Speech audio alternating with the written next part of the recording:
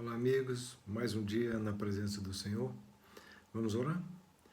Amado Deus, que Teu Espírito Santo fale aos nossos corações neste instante por Jesus. Queridos, tem um texto bíblico muito conhecido de Romanos 8, 28, e não precisamos recorrer à Bíblia, para podermos lê-lo, mas ele menciona que todas as coisas cooperam para o bem daqueles que amam a Deus e são chamados segundo o seu propósito. Mas você já parou para pensar na implicância profunda desse texto? De que tudo que ocorre nas nossas vidas, sejam boas, sejam más, realmente elas contribuem ou colaboram para aqueles que servem a Deus? Muito bem.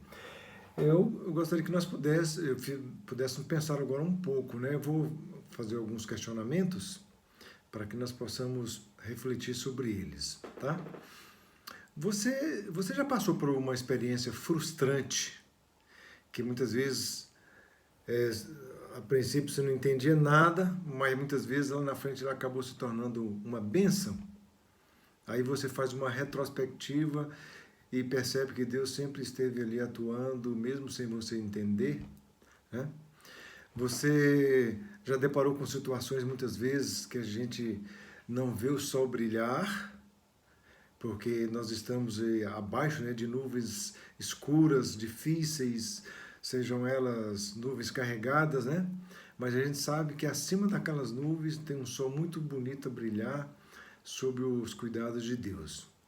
Então, queridos, muitas vezes alguns desses nossos melhores sonhos, eles precisam ser frustrados, Ou momentaneamente frustrados, porque Deus, ele intenciona em conceder algo muito melhor e recompensador para nós lá na frente.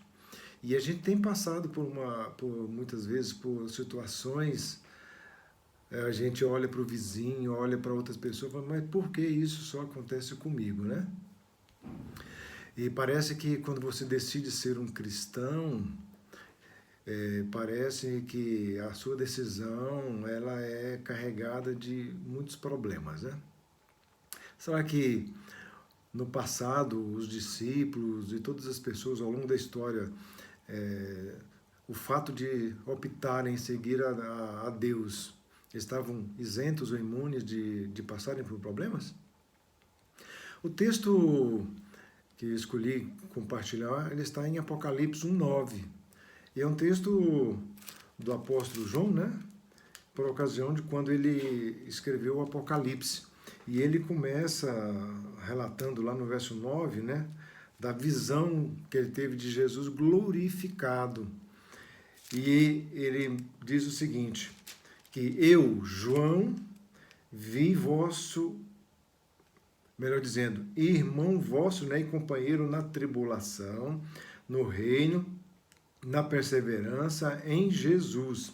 Achei-me na ilha chamada Pátimos por causa da palavra de Deus e do testemunho de Jesus. Então, nessa leitura assim rápida aqui, a gente já percebe algumas coisas importantes que a gente pode captar aqui. Especialmente quando ele menciona irmão vosso e companheiro da tribulação. Ou seja, em outras palavras, João não era o único a sofrer perseguição naquela época, quando ele passou a sofrer. E a sequência ele menciona o seguinte, que o reino, ou seja, para termos acesso ao reino que ele menciona aqui no verso 9, teríamos que passar por muitas tribulações, para podermos ter acesso a esse reino. E uma outra característica que ele ressalta aqui é a questão da perseverança. Ou seja, nós precisamos ser resilientes. O que é ser resilientes? É você ter uma fé ou suportar todas as coisas. Já imaginou, tem pessoas que parece que estão apanhando, e cada vez mais que ela sofre, passa por problema de dificuldade, isso é o motivo dela estar mais próximo de Cristo e a sua fé ser fortalecida. Então, essa perseverança, meus queridos, conjugada com a fé, que nos leva a suportar situações difíceis, para que nós possamos, no final de tudo isso, obter alívio, dessas pressões e das perseguições. E o texto continua dizendo que é o seguinte, em Jesus, ou seja, tudo isso, essa perseverança, essas perseguições, só é possível quando nós tivermos uma conexão com Jesus, porque ela é vital. Ela é vital para nós obtermos as forças, né, para suportarmos todas essas provas. E João relata aqui que ele diz o seguinte, achei-me na ilha de Patmos. Olha, essa expressão achei-me aqui, nós sabemos que esse achei-me aqui não foi voluntário. Ele foi levado ali pelas circunstâncias de perseguições que estavam acontecendo, de compatriotas, discípulos que já haviam sido mortos de maneira muito cruéis, né? E esse achei-me, quer dizer, em outras palavras, que ele estava afirmando que ali não era o seu lugar permanente, ou não era o seu lar permanente. Então, a ilha de Patmos, ali, meus queridos, para nós nos contextualizarmos aqui, era uma colônia penal, né?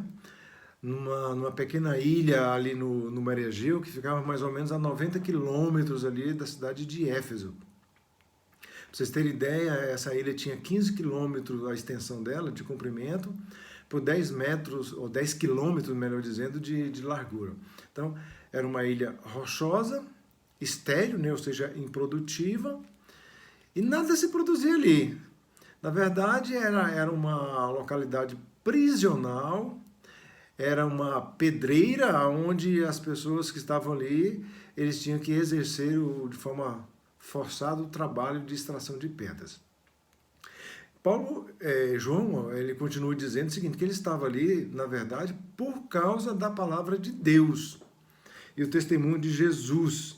Isso está lá no finalzinho do verso 9, né?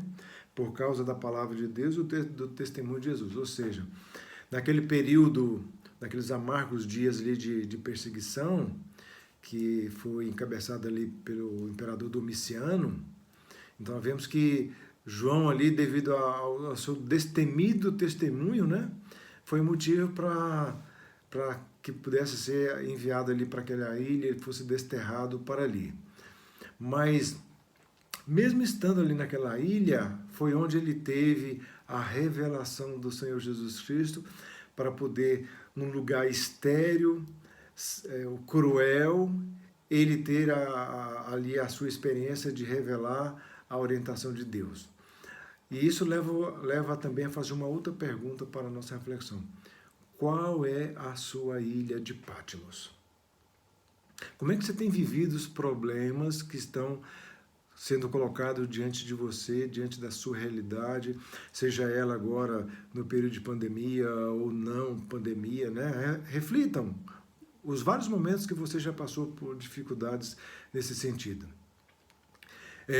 Da mesma forma que João foi desterrado lá para a ilha de Patmos, nós gostaríamos aqui de compartilhar de um personagem muito conhecido na história da Reforma Protestante, que foi Martim Lutero. E Martim Lutero, a gente sabe ali das 95 teses que ele afixou ali no castelo de Wittenberg, e isso mexeu muito com toda a comunidade eclesiástica, os camponeses e toda a população ali de Wittenberg. E por conta disso, de revoltas que estavam nascendo, ali prosperando em relação à igreja, ele foi convocado. Na verdade, ele nem foi nem convocado, né? Ele foi intimado a comparecer à Dieta de Worms, que iria acontecer lá que aconteceu em 1521, no dia 18 de abril. E ali naquela localidade da Dieta, eles queriam que Lutero pudesse se retratar, ele pudesse revogar tudo que ele havia escrito, tudo que ele estava fazendo, porque isso estava contrariando a liderança eclesiástica, a liderança da igreja, os princípios, a tradição.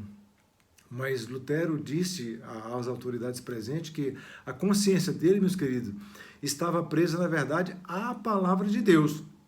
E ele que não iria se retratar, ele não iria revogar, ele não iria fazer nada que fosse contra a consciência dele. Então, por conta disso, Lutero ele foi considerado ali um herege, né, por aquela Dieta de Worms.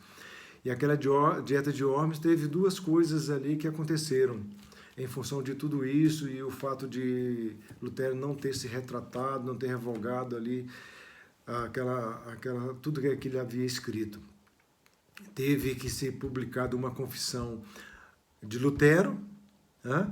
E uma outra confissão que era conhecida como a Confissão Imperial. E as últimas palavras de Lutero, ali na Dieta de Worms, meus queridos, estão relatados no livro de Atos, no capítulo 5, e o verso 38. O que ele disse? Capítulo 5, verso 38.